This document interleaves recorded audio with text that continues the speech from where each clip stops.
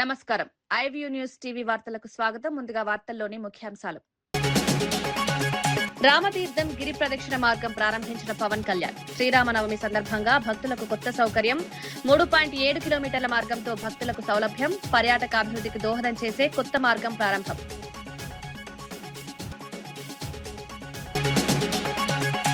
రేవంత్ వ్యాఖ్యలపై బండి సంజయ్ విమర్శలు. ప్రజల్లో విభేదాలు సృష్టించే రాజకీయాలపై ఆరోపణలు. మహిళా రిజర్వేషన్ అంశంపై స్పందన. విభజన రాజకీయాలు మానుకోవాలని సూచన.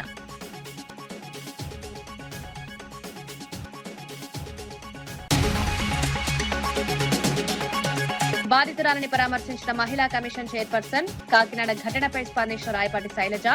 బాధితురాలి ఆరోగ్య పరిస్థితిపై సమీక్షించిన అధికారులు. కేసులో నిందితులపై కఠిన చర్యలు తీసుకుంటామని హామీ.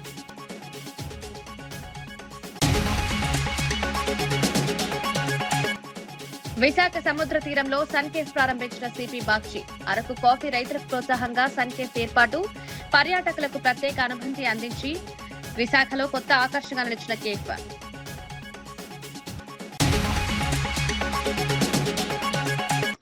విశాఖపట్నం పాండురంగాపురంలో అత్యాధునిక సౌకర్యాలతో రూపొందించిన సన్కేఫ్ ను నగర పోలీస్ కమిషనర్ డాక్టర్ శంఖ ప్రతాప్ బాక్షి ప్రారంభించారు. సముద్ర తీరంలో ప్రకృతి అందాలను ఆస్వాదిస్తూ నాణ్యమైన కాఫీ అందించడం ఈ కేఫ్ ప్రత్యేకతగా నిలుస్తోంది. ముఖ్యంగా అరకు ప్రాంతానికి చెందిన కాఫీ రైతులకు ప్రోత్సహించడం లక్ష్యంగా ఈ కేఫ్ ప్రారంభించామని నిర్వాహకులు తెలిపారు. స్థానిక ఉత్పత్తులకు మార్కెట్ కల్పించడం ద్వారా రైతులకు మద్దతునివ్వాలని భావిస్తున్నట్టు తెలిపారు. పర్యాటకులకు ప్రత్యేక అనుభవాన్ని అందించేలా కేఫ్ ను రూపొందించారు. విశాఖలో కొత్త ఆకర్షణగా ఈ సన్ కేఫ్ నిలుస్తుందని అధికారులు అభిప్రాయపడ్డారు. ఈ ప్రారంభోత్సవం స్థానికంగా మంచి స్పందన. బీచ్ చూస్తూ, సముద్రం చూస్తూ, ఈ చల్లని గాలి ఎంజాయ్ చేస్తూ కాఫీ త్రాగడానికి అదృష్టం చాలామందికి దొరకదు. సో ఈ క్యాఫే అంటే ఎంతో అందమైన లొకేషన్. ఇప్పుడు కూడా మనం చూస్తున్నాం చల్లని గాలి, అందమైన దృశ్యాలు. సో అది చూస్తూ, అది ఎంజాయ్ చేస్తూ కాఫీ త్రాగడం, అది అదృష్టవంతులు మాత్రమే ఇటువంటి ఎక్స్పీరియన్స్ అనుభవిస్తారని నేను భావిస్తున్నా. ఈ మంచి ప్రోగ్రామ్, ఇది ఒక ఇన్నోవేటివ్ షాప్, అది cafe with enjoyment and beauty, natural beauty, ఇది అన్నీ కలిపి మన ప్రేక్షకులకు, మన గెస్ట్కి, వైజాగ్ వాసులకు ఇది ఇవ్వడం ఇక్కడ ఈ సన్ క్యాఫేలో, అది మన అందరికీ చాలా ఆనందంగా ఉంది. ఇప్పుడు క్యాఫే. బీజేపీ నేత, కేంద్ర మంత్రి బండి సంజయ్ తెలంగాణ సీఎం రేవంత్ రెడ్డిపై ఘాటుగా స్పందించారు. ఉత్తర దక్షిణ విభజన వ్యాఖ్యలను ఎందుకు ప్రోత్సహిస్తున్నారని ప్రశ్నించారు. ప్రజల్లో విభేదాలు సృష్టించే ప్రయత్నం జరుగుతోందని ఆరోపించారు. పాలక పార్టీ ప్రజలను విడదీసే రాజకీయాలు చేస్తోందని విమర్శించారు. పార్లమెంటు, అసెంబ్లీలో మహిళలకు 33% రిజర్వేషన్ అంశాన్ని కూడా ప్రస్తావించారు. దాన్ని వ్యతిరేకించడం సరైంది కాదన్నారు. ఈ వ్యాఖ్యలతో రాజకీయంగా చర్చ మొదలైంది.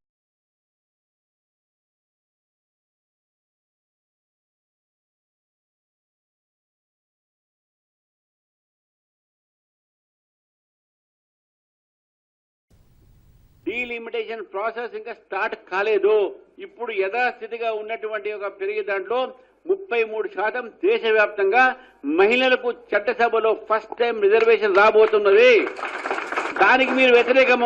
ఆ 33% ఉమెన్ కు రావద్దనే మీ అంతా వ్యతిరేకం మీరు చేస్తున్నది. కాంగ్రెస్ పార్టీ ఫస్ట్ నుంచి కూడా వాళ్ళు ఉన్న అధికారంలో ఉన్నప్పుడు ఎప్పుడు కూడా 33% రిజర్వేషన్ గురించి వాళ్ళు ప్రయత్నం చేయలేదు. ఇప్పుడు 33% అవుతుంది కాబట్టి దాని ఆపాలనే ప్రయత్నంతో ఈ యొక్క భయం సృష్టిస్తా ఉన్నారు. 33% లేడీస్ కు రావద్దనే కాంగ్రెస్ పార్టీ చూస్తా ఉన్నది. రేవంత్ రెడ్డి గారు, మీరు కలల గనకండే ఈ డీలిమిటేషన్ జరుగుతుంది. డీలిమిటేషన్ తర్వాత బీజేపీ ప్రభుత్వం వస్తుంది. మీరు అపోజిషన్ లో కూడా ఉండరని చెప్పేసి కూడా నేను చెప్తా ఉన్నాను. కాకినాడ జిల్లాలో జరిగిన ఘటనపై రాష్ట్ర మహిళా కమిషన్ చైర్పర్సన్ రాయపాటి శైలజ స్పందించారు. తునిలోని ప్రైవేట్ ఆసుపత్రిలో చికిత్స పొందుతున్న బాధితురాలని పరామర్శించారు. గిరిజన, దివ్యాంగ మహిళలపై జరిగిన ఘటన తీవ్ర ఆందోళన కలిగిస్తోంది. బాధితురాలు కొద్ది రోజులుగా స్పృహ లేకుండా ఉండగా ప్రస్తుతం కోలుకుంటోందని వైద్యులు తెలిపారు. ఆమె ఆరోగ్య పరిస్థితిని అధికారులు సమీక్షించారు. ఈ కేసులో 16 ఏళ్ల అనుమానితుడిని పోలీసులు గుర్తించారు. మరింత మందికి సంబంధం ఉందా అన్న దానిపై దర్యాప్తు కొనసాగుతోంది.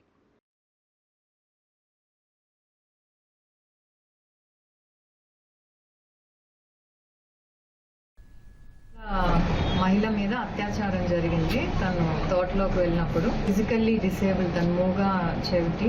ఇంట్లో వాళ్ళు ఎంతకీ రాకపోతే వెళ్ళి చూస్తే అక్కడ తోటలో అన్కాన్షియస్ గా పడుండి బట్టలు లేకుండా ఉండింది. సో వెంటనే హాస్పిటల్ తీసుకెళ్లి స్కాన్ చేపిస్తే బ్రెయిన్ లో బ్లీడ్ అని తెలిస్తే, సో ఇక్కడ I think Tuni neuro hospital, Guru neuro hospital తీసుకొచ్చారు. సో నా ఆల్మోస్ట్ ఒక 5-6 days అంటే మైకంలో లేదు, అన్కాన్షియస్ గానే ఉంది. నిన్నే కొంచెం కాన్షియస్ లోకి వచ్చింది. ఆ బ్లీడ్ వల్ల ఏంటంటే కుడి చెయ్యి కాలు కూడా కొంచెం పక్షవాతం లాగా వచ్చిందనమాట. సో దానికి ఫిజియోథెరపీ చేస్తున్నారు. ఎవరైతే చేశారో ఇది అతనైతే ఐడెంటిఫై చేశారు. Is less than 18 years, 16 years. కాకపోతే ఇంకా విక్టిమ్ ఇంకా పూర్తిగా కాన్షియస్ లోకి రాలేదు. అంటే తనతో కూడా అందరూ కమ్యూనికేట్ చేయలేరు, ఒక్క ఫ్యామిలీ తప్పితే. నిన్న కొంచెం పిక్చర్ చూపిస్తే ఐడెంటిఫై చేసి రియాక్ట్ అయింది. ఈ రోజు మళ్ళీ కొంచెం ఇప్పుడు మాట్లాడించాను తెలిసి ఇంకొంచెం డ్రౌజీగా ఉంది, ఎందుకంటే ఇంకా ఫుల్ గా హెడ్ ఇంజరీ కాబట్టి మినిమం విల్ టేక్ టైం. అయితే ఇప్పుడు గవర్నమెంట్ ఉన్న యాటిట్యూడ్ ఏదైతే చాలా క్లియర్ గా చెప్తున్నారు, ఆడవాళ్ళ జోలికి వస్తే అదే ఆఖరి రోజు అని. దాని వల్ల కానివ్వండి, పోలీసింగ్ వల్ల కానివ్వండి, మన స్టేట్ లో ఏదైతే తీసుకుంటున్నారో వీటి వల్ల రోడ్స్ మీద క్రైమ్ తగ్గిపోయింది. అది ఎనీవన్ కెన్ సే. ఎవరు చేసినా కూడా వాళ్ళని ఇది చేయడానికి మాకైతే ఫ్రీ హ్యాండ్ ఉంది, అదొక్కటి చెప్పగలను నేను. వాణిజ్య గ్యాస్ సరఫరాపై కేంద్ర ప్రభుత్వం కీలక నిర్ణయం తీసుకుంది. కమర్షియల్ ఎల్పీజీ సరఫరాను 20% నుంచి 50% పెంచినట్లు ప్రకటించింది. హోటళ్లు, క్యాంటీన్లు, వలస కార్మికులకు ప్రాధాన్యం ఇవ్వాలని రాష్ట్రాలకు సూచించింది. చిన్న వినియోగదారుల కోసం 5 కిలోల సిలిండర్లను పంపిణీ చేయాలని నిర్ణయించింది. మొత్తం 26 రాష్ట్రాలకు 22,000 టన్నుల ఎల్పీజీ కేటాయించింది. ఈ నిర్ణయం వల్ల చిన్న వ్యాపారులకు ఉపశమనం లభించనుంది. గ్యాస్ అందుబాటు మెరుగుపడుతుందని అధికారులు భావిస్తున్నారు. సరఫరా వ్యవస్థను బలోపేతం చేసే దిశగా ఈ చర్యలు తీసుకుంటున్నారు. LPG से PNG पर शिफ्ट हुए हैं। इसके अलावा 2.5 लाख नई एप्लीकेशन या रजिस्ट्रेशन भी प्राप्त हुए हैं। LPG के संबंध में यहाँ पर भी कोई डिस्ट्रीब्यूटरशिप पर कोई ड्राई आउट नहीं है। ऑनलाइन बुकिंग अच्छी है, लगभग 92%।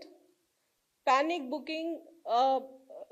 बुकिंग तो नहीं कहूँगी, लेकिन बुकिंग का लेवल ज़रूर ज़्यादा है, लेकिन डिलीवरी पूरी तरह सामान्य है।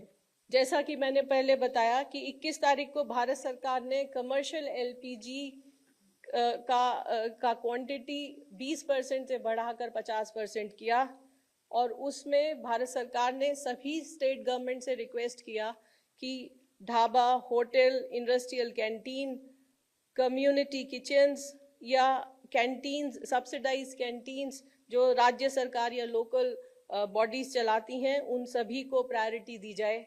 इसके अलावा जो माइग्रेंट लेबर हैं उनको भी 5 किलो का सिलेंडर देने में प्रायोरिटी की जाए।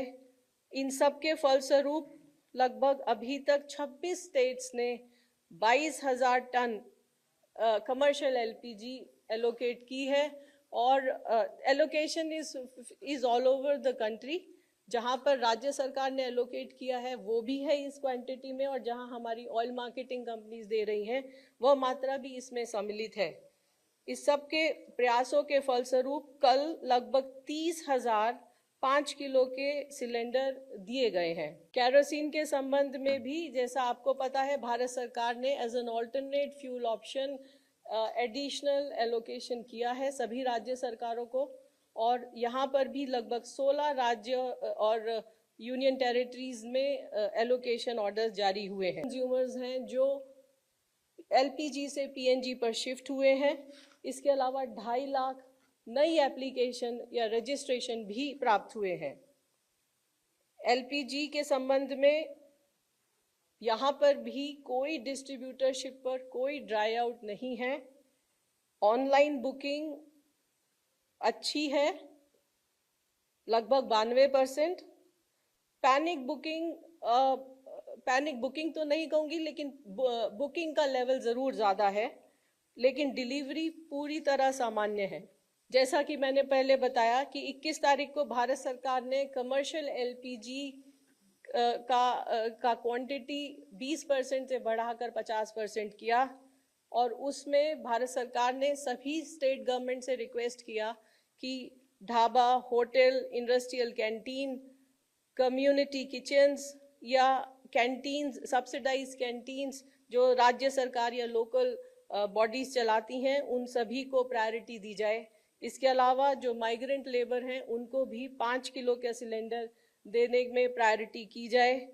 इन सब के फलस्वरूप लगभग अभी तक 26 स्टेट्स ने 22,000 टन कमर्शियल एलपीजी एलोकेट की है और allocation is all over the country. जहां पर राज्य सरकार ने एलोकेट किया है वो भी है इस क्वांटिटी में, और जहां हमारी ऑयल मार्केटिंग कंपनीज दे रही हैं वह मात्रा भी इसमें सम्मिलित है। इस सब के प्रयासों के फलस्वरूप कल लगभग 30,000 5 किलो के सिलेंडर दिए गए हैं। केरोसिन के संबंध में भी जैसा आपको पता है, भारत सरकार ने as an alternate fuel option additional allocation किया है सभी राज्य सरकारों को, और यहाँ पर भी लगभग 16 राज्य और यूनियन टेरिटरीज में एलोकेशन ऑर्डर्स जारी हुए हैं। आज के समय में भारत सरकार का भी और राज्य सरकारों का भी ये प्रयत्न है कि ब्लैक मार्केटिंग और होर्डिंग को रोका जाए, और इस सब में राज्य सरकारों की भूमिका बहुत अहम हो जाती है। इस संबंध में मैं आपको बताना चाहूंगी कि कल लगभग 2700 रेड की गई विभिन्न राज्यों में, और लगभग 2000 सिलेंडर भी सीज किए गए हैं। उत्तर प्रदेश, महाराष्ट्र, तेलंगाना, छत्तीसगढ़ में अच्छी रेड्स हुई हैं और काफी मात्रा में सिलेंडर्स भी सीज हुए हैं। इसके अलावा ऑयल मार्केटिंग कंपनीज के ऑफिशियल्स के द्वारा भी सरप्राइज इंस्पेक्शन जारी हैं। अभी तक लगभग 290 शो कॉज नोटिस इशू किए जा चुके हैं। ఆంధ్రప్రదేశ్ ప్రభుత్వం ఉగాది సందర్భంగా కీలక నిర్ణయం తీసుకుంది. రోడ్లు, భవనాల శాఖకు సంబంధించిన కాంట్రాక్టర్ల పెండింగ్ బిల్లులను విడుదల చేసింది. సుమారు 1,500 కోట్ల రూపాయల మేర చెల్లింపులు జరిపినట్లు సమాచారం. ఈ నిర్ణయంతో నిర్మాణ రంగానికి పెద్ద ఊరట లభించింది. బిల్డర్స్ అసోసియేషన్ ఆఫ్ ఇండియా ప్రతినిధులు సీఎం చంద్రబాబు, ఉప ముఖ్యమంత్రి పవన్ కళ్యాణ్ కు కృతజ్ఞతలు తెలిపారు. ఎన్నో సంవత్సరాలుగా పెండింగ్ లో ఉన్న బిల్లులు క్లియర్ కావడం ఆనందంగా ఉందన్నారు. ఎన్నికల ముందిచ్చిన హామీని ప్రభుత్వం నిలబెట్టుకుందని పేర్కొన్నారు.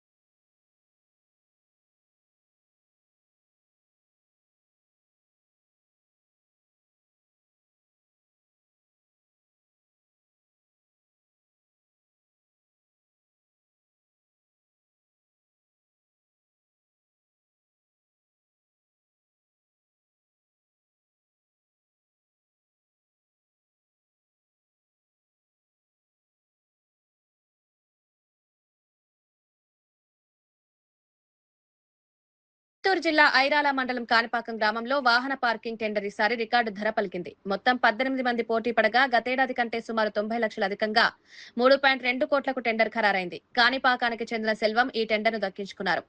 ఈ భారీ ఆదాయం గ్రామ అభివృద్ధికి ఉపయోగపడనుందని అధికారులు తెలిపారు. మౌలిక వసతుల అభివృద్ధి కోసం నిధులను వినియోగిస్తామని పేర్కొన్నారు. టెండర్ ప్రక్రియ పారదర్శకంగా నిర్వహించినట్లు వెల్లడించారు. ఈసారి పోటీ ఎక్కువగా ఉండడం వల్ల ధరలు పెరిగాయన్నారు. ఈ ఆదాయం గ్రామానికి పెద్ద మద్దతుగా మారనుంది. థ్యాంక్స్ టు సీఎం సార్ అని చెప్పుకోవడానికి ఇక్కడ కాంట్రాక్టర్ సోదరులు రాష్ట్రంలో ఉన్నటువంటి 1000 మంది R&B, పంచాయతీరాజ్, అదేవిధంగా రోడ్డు వర్క్స్ చేసేటువంటి మిగతా డిపార్ట్మెంట్స్లో ఉన్నటువంటి కాంట్రాక్టర్ అందరూ ఇక్కడ కూడి వారికి మా ధన్యవాదాలు తెలియజేసుకుంటున్నాం. గత 3-4 సంవత్సరాల్లో రకరకాల పొద్దులు డిఫరెంట్ హెడ్ ఆఫ్ అకౌంట్స్లో పేరుకోపోయిన బకాయిలు అన్నీ కూడా మనకి రిలీజ్ చేయడం జరిగింది.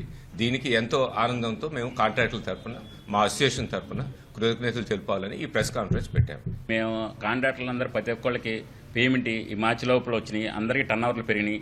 ఈ మంచి విషయం అందరికీ తెలియజేయాలనే ఉద్దేశంతో కాంట్రాక్టుల సభ్యులందరూ అన్ని జిల్లాల నుంచి, శ్రీకాకుళం నుంచి అటు అనంతపురం వరకు అన్ని జిల్లాల నుంచి వచ్చారు కాంట్రాక్టర్లు. ఈ విషయాన్ని అందరికీ తెలియజేయాలని.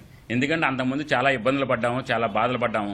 మా కాంట్రాక్టుల దయనీయ స్థితి అంతకుముందు ప్రతిరోజు పేపర్లో వచ్చింది.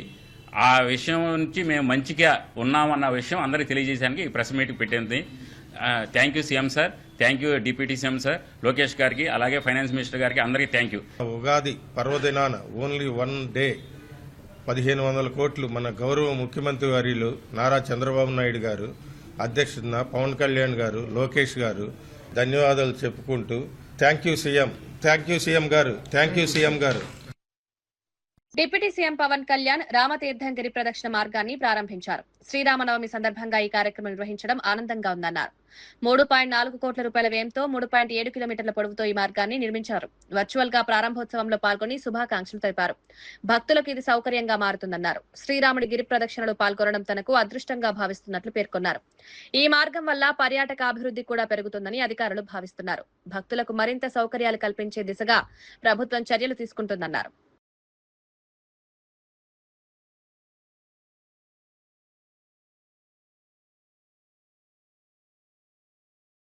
హైదరాబాద్ మియాపూర్ ప్రాంతంలో భారీ ట్రాఫిక్ జామ్ ఏర్పడింది. మదినాగుడ నుంచి చందానగర్ మార్గంలో దాదాపు 2 కిలోమీటర్ల మేర వాహనాలు నిలిచిపోయాయి.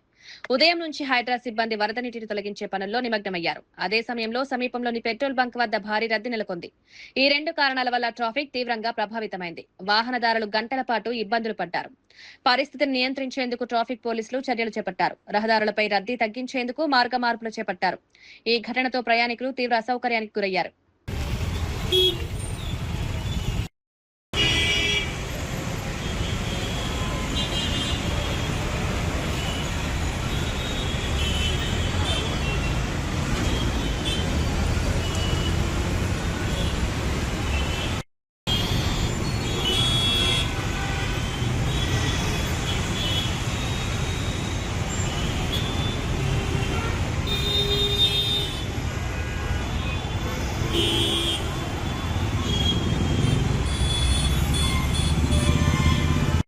అమ్రాబాద్ టైగర్ రిజర్వ్ ప్రాంత ప్రజల అభివృద్ధిపై ప్రభుత్వం కీలక చర్యలు చేపడుతోంది. ఉప ముఖ్యమంత్రి భట్టి విక్రమార్క ఈ విషయాన్ని వెల్లడించారు.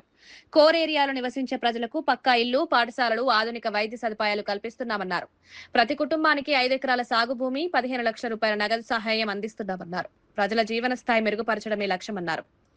పిల్లల భవిష్యత్తు కోసం ప్రభుత్వం కట్టుబడి ఉందని స్పష్టం చేశారు. తీసుకొని ముందుకు పోతా ఉంది. దీంట్లో ప్రధానంగా అడవి ప్రాంతంలో అవకాశాలు అందుబాటులో లేక, ప్రభుత్వ పరంగా రావాల్సినటువంటి అభివృద్ధి కార్యక్రమాలన్నింటినీ అందుకోలేక, అటు విద్యాపరంగా కానీ, వైద్యపరంగా కానీ, లేకపోతే ఇతరత్ర ఆర్థికంగా కూడా అనేక దశాబ్దాలుగా ఇబ్బంది పడుతున్న మీ అందరినీ ఈరోజు ఈ నాగరిక ప్రపంచంలో అందుబాటులోకి వచ్చినటువంటి అన్ని అవకాశాలను కూడా మీకు అందించాలనేటువంటి ఆలోచనతో పక్కా గృహాలు నిర్మించడమే కాకుండా, పాఠశాలలు నిర్మించడమే కాకుండా, అంగన్వాడీ పాఠశాలలు నిర్మించడమే కాకుండా ఇతరత్ర ఆధునిక వసతులన్నీ కూడా మీకు వైద్య సహాయంతో పాటు మీ అందరికీ అందుబాటులోకి వచ్చేటట్టుగా, అట్లాగే ఈ పునరావాస నిర్మాణంలో గృహాలు నిర్మించుకునే దాంతో పాటు వ్యవసాయం చేసుకుని బ్రతకడానికి కావాల్సిన భూమిని కూడా 2 ఎకరాల భూమిని కూడా మీకు ఇవ్వటమే, 2 హెక్టార్ల భూమిని అంటే 5 ఎకరాల భూమిని మీకు ఇచ్చి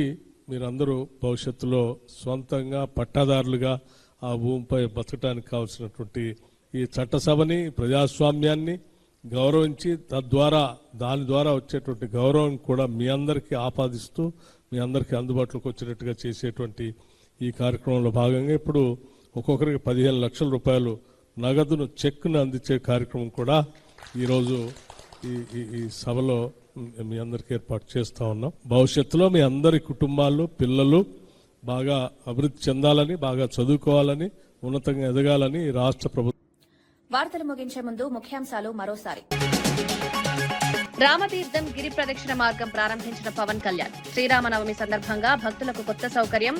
3.7 కిలోమీటర్ల మార్గంతో భక్తులకు సౌలభ్యం. పర్యాటక అభివృద్ధికి దోహదం చేసే కొత్త మార్గం ప్రారంభం.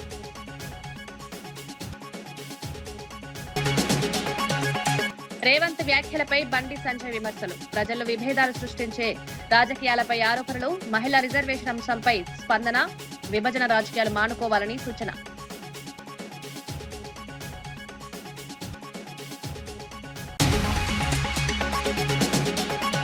బాధితురాలని పరామర్శించిన మహిళా కమిషన్ చైర్పర్సన్. కాకినాడ ఘటనపై స్పందించిన రాయపాటి శైలజ. బాధితురాలి ఆరోగ్య పరిస్థితిపై సమీక్షించిన అధికారులు. కేసులో నిందితులపై కఠిన చర్యలు తీసుకుంటామని హామీ.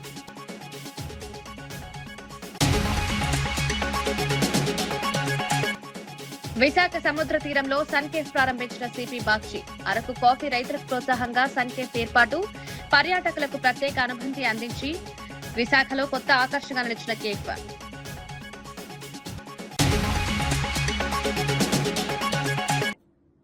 ఇవి ఈనాటి వార్తా విశేషాలు. మరో బులెటిన్లో మళ్ళీ కలుద్దాం. నమస్కారం.